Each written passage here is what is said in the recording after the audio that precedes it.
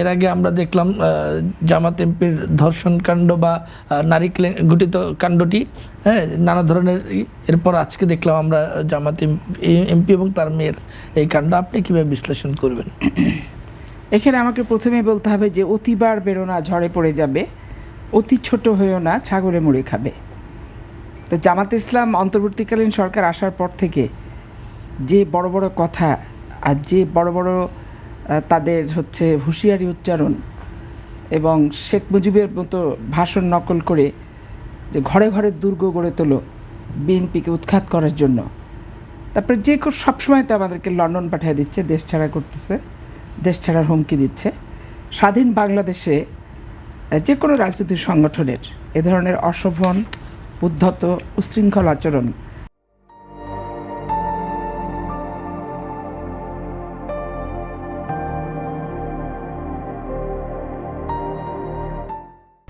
এটা বাংলাদেশের শান্তিপ্রিয় রমণীয় মানুষরা কেউ পছন্দ করে না, প্রথমত।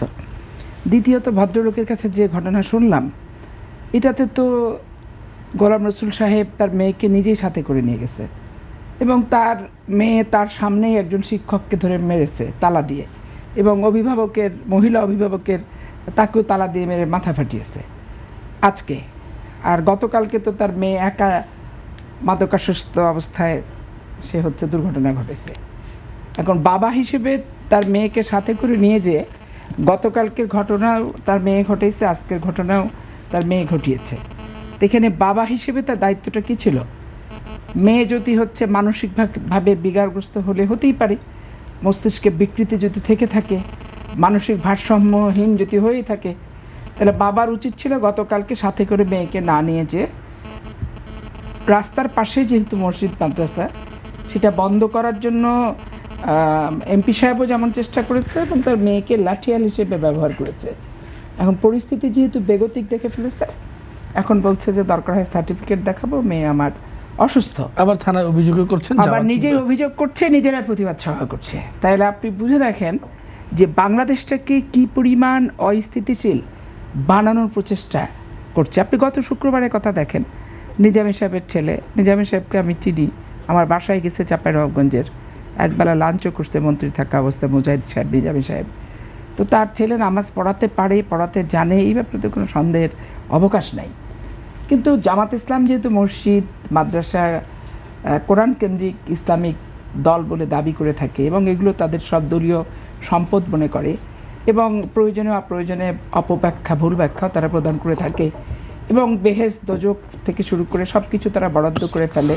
আল্লাহর সাথে তাদের ডাইরেক্ট সম্পর্ক গোটা বাংলাদেশের মানুষ এইবার অন্ততপক্ষে সবাই টের পেয়েছে তারা ধর্মীয় দর্শনটাকে কোন জায়গায় নিয়ে যে ব্যবহার করে। এর আগে হয়তো আমরা যারা সারা জীবন রাজশাহী বিশ্ববিদ্যালয়ে লেখাপড়া করছি, জামাতের সাথে জামাতের যুদ্ধ দেখেছি, জামাতের সহিংসতা দেখেছি, জামাতের দ্বারা নির্যাতিত হয়েছি, শিবিরের দ্বারা ছাত্র হত্যা করছে, সেগুলো বাড়িতে পর্যন্ত পৌঁছায় দিয়ে আসছি, তাণ্ডব দেখছি, একটা ছাত্রের লাশ যাতে শনাক্ত করতে না পারে কেমিক্যাল দিয়ে মুখ পুরায় ফেলে রেখে দিচ্ছে, সেগুলো দেখছি।